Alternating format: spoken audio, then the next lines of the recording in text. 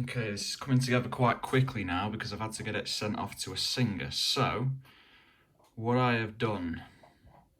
Firstly, I've changed this drum pattern for the string section.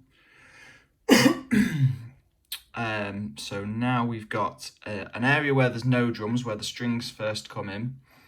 And then I've got this nice, more sort of acoustic style drum kit.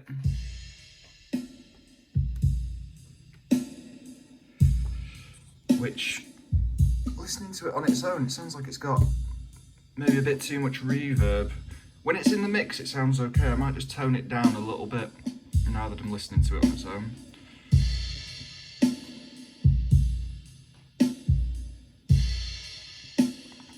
So that just, all I've done is I've taken the cymbals and I've pitched them up.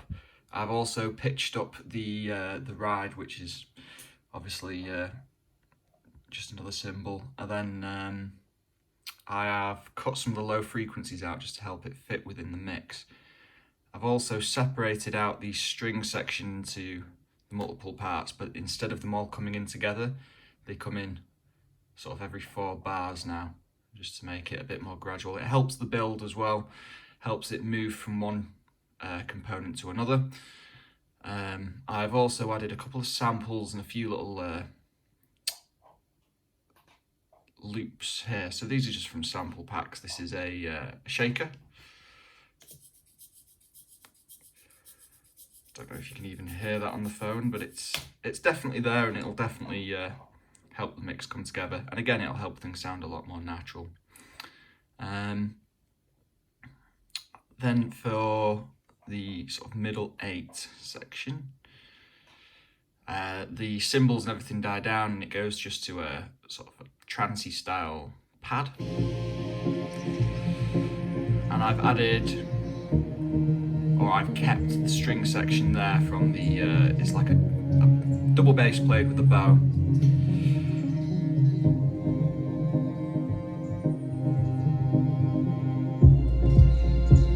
And the kick comes in. Here I've swept away all of the high end on that kick. So it sits right under the mix and it drops out.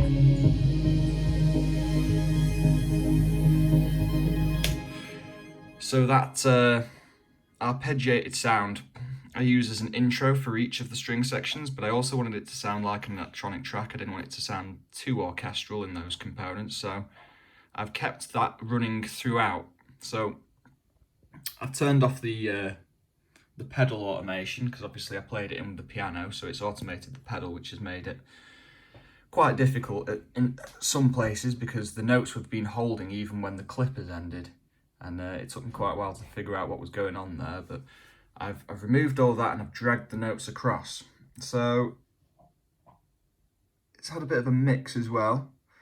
I've changed some of the EQs and I put a little bit of compression on the drums, just trying to tidy things up a little bit. This has now been sent off to a singer who's now working on the vocals. So really there's not much that I can do until the vocals come back and I can start editing the mix and adding things to make it fit with that vocal. But for now, here's what I've got.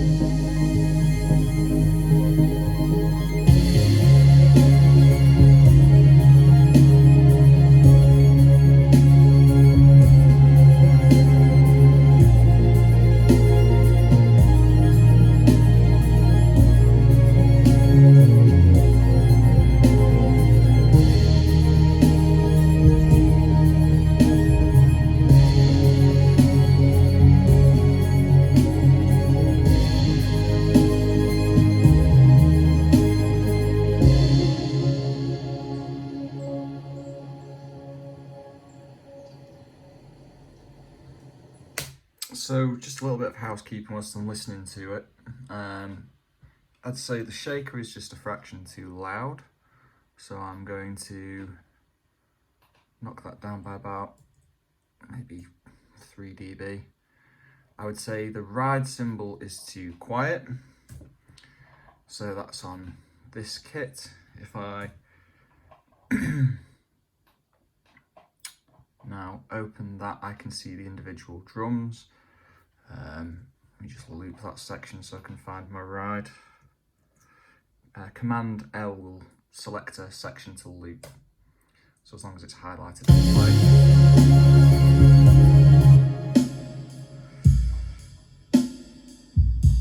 So again, the ride sounds fine, but as soon as you put it with the rest of the mix, it's just a little bit quiet. So that's already at the top of the fader, but what I can do is if I click on the actual ride here, so there's -7 down here, I can just put that up by about 3 dB. So now that should balance out the shaker.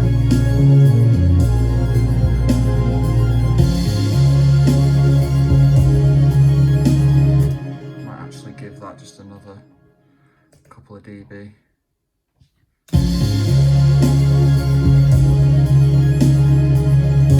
Right, so that sounds much better now. One more thing just before I leave this track and move on to something else until the vocals come back. I have also changed the bass. So originally I had this nice hip hop sub bass that's in Ableton. I use this on pretty much everything just because it's got a really, really low sort of sub bass sound, but it doesn't really have a lot of top end stuff. So you can put absolutely any bass with it and it goes. This is what it sounds like, but there's pretty much no chance you're going to hear that on the phone. I've added a plucked bass guitar sound on there. So when it first comes in, you hear the guitar on its own.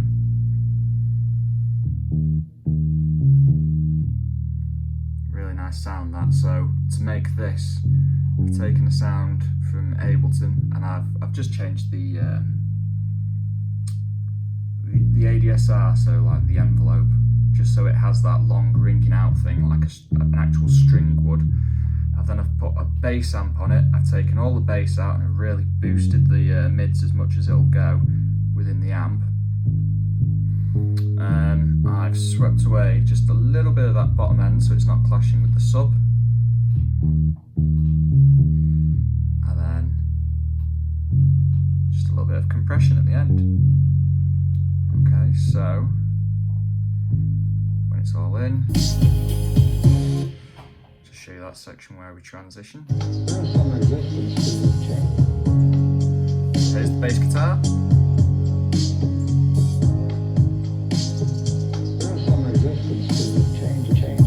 That's where the sub comes in.